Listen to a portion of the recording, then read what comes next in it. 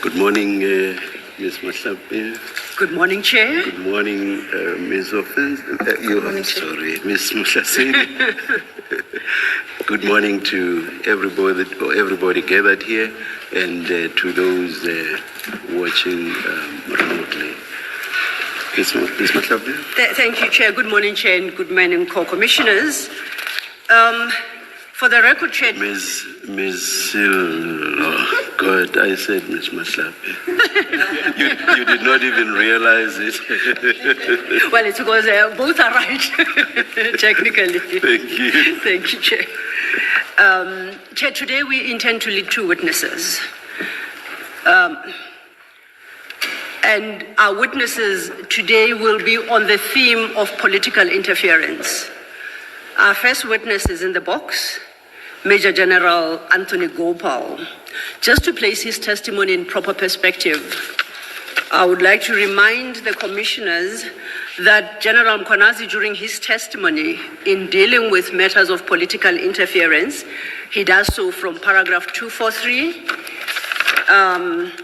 to 251, and he specifically references the incidents that General Gopal had with the minister in this regard. The commissioners will recall that General Mkhwanazi tendered an annexure MK21, being the affidavit that the Major General had deposed to in an ongoing investigation. So he comes here today to confirm in part the contents of that affidavit and what General Mkhwanazi attributed to him at the time. Major General will be led by my learned friend, Ms. Mutlasedi. We are ready to proceed, and I believe that the witness is ready, Chair. Thank you. Thank you. Good morning, General. Good morning, Commissioner Chairperson. Thank you. Will you be swearing or affirming? I will take the oath, Commissioner. Thank you. Do you swear that the evidence you are going to give is the truth, the whole truth, nothing but the truth? If so, please raise your right hand and say, "So help me God." So help me God. Thank you, General. Thank you, Chair. Good morning, General. Good morning, Councillor. Good morning. Before we start, can I confirm that you have two white files in front of you? That is correct, Chair. That's correct. They should have your name on the spine. One file should contain your witness statement, and the second file should contain an annexure bundle. Do you have that? I confirm that, Commissioner. Thank you. Could I ask you please to go to the file containing your witness statement? I am there, Councillor. Thank you. And if you go to the last page of that file, that should be page 11. Can you confirm that that's your signature at the bottom right corner of that page? I confirm that, Chairperson. Thank you. Please then confirm that this is your statement for purposes of the evidence you will give before the Commission today. I confirm that, Chair. And that you confirm the correctness of its contents and that you stand by them. I confirm that, Commissioners. Thank you, General. Remaining in that same file, could I ask you please to turn to page 1 of your witness statement? I am there, Councillor. Thank you. And we are then under the heading Introduction at paragraph 1. Could you please tell the Commission about your role in the SAPS with reference to the contents of paragraph 1? Thank you, Chair. Chair, I was appointed in 2022 as the District Commissioner of Ilembe at the rank of Major General, and at the time I served there as a District Commissioner until May of 2025, where I was requested by General Mkonazi to assist him at his office as the Deputy Provincial Commissioner for Crime Detection in an acting capacity, which I'm still currently assisting with. Thank you, General. If we then flip over the page, please, we go to page 2. There is a heading at the top of that page titled Background and Service History. Could you share with the Commission briefly your professional experience within law enforcement? Thank you, Chair. Chair, I currently am serving 35 years of service in the South African Police Service. Between 1990 up and until 1997, I was on the lower ranks of operational work at different police stations. But from the year 2001, specifically, I then joined what we would call the SMS level, which is not the SMS level, the national components of the organization, working in different environments at 2001. Some of them being the National Inspectorate here in Pretoria, then being Protection and Security Services, which deals with the protection of VIP and the likes. And then I moved on into border security, where I served much of my time providing leadership in the environment at a senior management level in the border security environment from 2007 at the level of brigadier until 2022. Thank you, General. Then, please proceed. Chair, amongst the many courses that I had undertaken, I will just emphasize and focus on the senior management level, managerial, which is an important aspect of being able to be competent and a person that will be able to discharge his or her responsibilities. One being the Executive Development Management Program, which I had undertaken. I successfully undertook that program. And then I also did some courses here in Pretoria with the policy and efficacy inspections, development as well. And then I completed a course on public administration in the space of training within the context of the South African Police Service. In addition to that, Chair, my qualifications span over a few qualifications, one of it being an extracurricular diploma in forensic auditing, the second being a diploma in the National Diploma in Policing. Then I moved on to studying the bachelor's in policing and successfully undertook that. I then continued to diverse a little bit on my studies, and I went into the Master in Technology of Forensic Investigation. And I successfully completed that master's. And I'm currently undertaking my PhD in the criminal justice, focusing on cybercrime, which I am at an advanced stage. Chapters are submitted, and I'm working with my professor. That's about a background of my education and courses, Chair. Thank you. Thank you, General. Please then turn over the page to page 3. You will see then at the top of that page, we have a heading titled My Interactions with Minister Mchunu. Immediately beneath that, we have a subheading titled The Murder of Councillor Mabhida. I'm going to ask you to start at paragraph 8 and to narrate your interaction with the Minister with reference to that subheading, please. Thank you, Chair. Chair, my interaction with Minister Mchunu was over two specific aspects. The first one, which I will deal with now, is in relation to the murder of Councillor Mabhida, who was a councillor in the municipality of Mandeni. Chair, I received a call from the Minister on the 5th of February, around 8:17, And at the time of receiving the call, the caller was inquiring about, what transpired with the murder of this particular councillor. I did not recognize the voice at that time, nor did I have Minister Mkunu's number stored on my phone, so I didn't recognize this caller.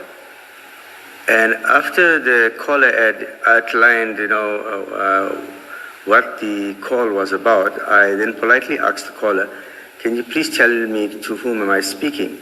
And it is when the minister said it's Minister Mkunu. And I then immediately placed that voice with Minister Mkunu, and then I said, "Minister, I'm sorry, I do not have your number on my phone, and I did not recognize your voice," and I greeted the minister politely. Then, after that we started that conversation, I did brief the minister, and I did say to the minister what had transpired in the incident of the murder of Councillor Mabhida. Chair, with your indulgence, there is some detail of what had transpired in the actual shooting of the councillor outlined in my paragraph 10. If the Commissioner and the Chair will allow me, I would prefer not to narrate the details not to cause some kind of secondary trauma to the family that might be listening to my testimony today, if that's in order. Ms. Mahlasedi, from where I'm sitting, that is in order. Do you? 100%, Chair. Yes. The witness can continue without detailing the contents of paragraph 10. Thank you, Chairperson. Yes, thank Chair, you. after having given that particular feedback of what had transpired and how the murder was undertaken to the minister then told me that I must keep him abreast of the investigation. And I then said to the minister that I'm not investigating the murder, although it happened in my district at the time. And that the murder was being investigated by the political task team.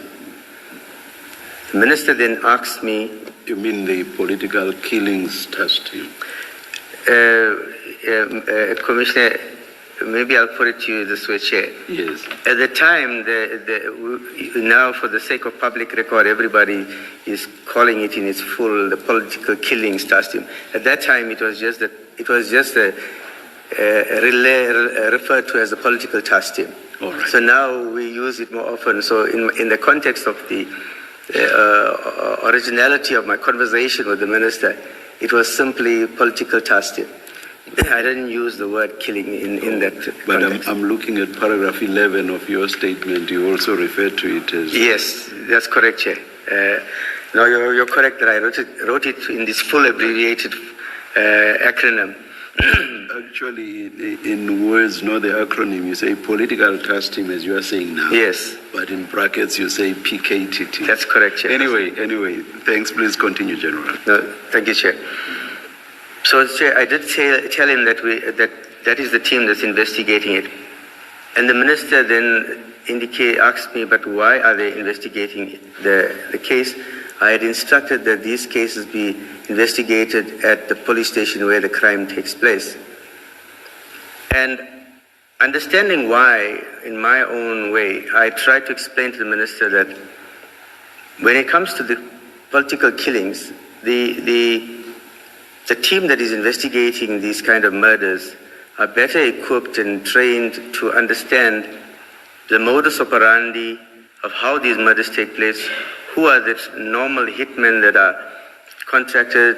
I tried to explain to him that they can do a better linkage, because if a police station investigates a case here, he wouldn't know how it is related to another murder in another police station across the province in a totally different district. So it made easier sense for better investigation to apply that kind of centralization of these dockets for investigation. The minister didn't respond to my response when I told him that. General, my apologies, General. Perhaps before you continue, in paragraph 12, the first sentence there, you indicate that the minister inquired why the task team was investigating the murder, and then you say, as he had given a clear direction that all political killing murders must be investigated at the stations. What did you understand that direction to be a referral to at that time? Chairperson, I had absolutely no understanding of what the minister at that time was referring to, a clear direction, and to whom and to where. He just simply said that you must understand, Chairperson, I'm receiving a call for the first time in my life from any minister. So I'm not going to be the one to question the minister about what direction you're talking about, where did you give it, and what context. So it is just as it is. I've narrated the story, Chair. Can I just ask, good morning, General. Morning. Before this call, in this particular part of your call with the minister, had you ever become aware of an instruction that political killings must be done at the district level or the station where they occurred? Chair, the first time I came to understand about some kind of contention around this issue of the political task team and the minister was when I viewed and watched the portfolio committee where General Mkonazi was narrating a story about the political task team. It is the first time I had viewed or got to hear about some aspect or contention, because at a provincial level, this was not a topic for us. It was not in our space or sphere of discussion, in our span of control. I hope that brings... Just to clarify, to be clear for the record, this discussion this explanation by General Mkwanazi that he's referring to is at the March 2025 parliamentary appearance. That is correct, Chairperson. Committee. Thank you. Thank you, Commissioner. General, you can continue your evidence. You were dealing with the contents of paragraph 12 and 13. Thank you, Chair. So having given that explanation to the minister, that they better understand, the political task team understands the patterns of how to these crimes and how to investigate them. The minister then, like I said, then thanked me for the feedback, but he still asked me if there's any development, I must keep him abreast.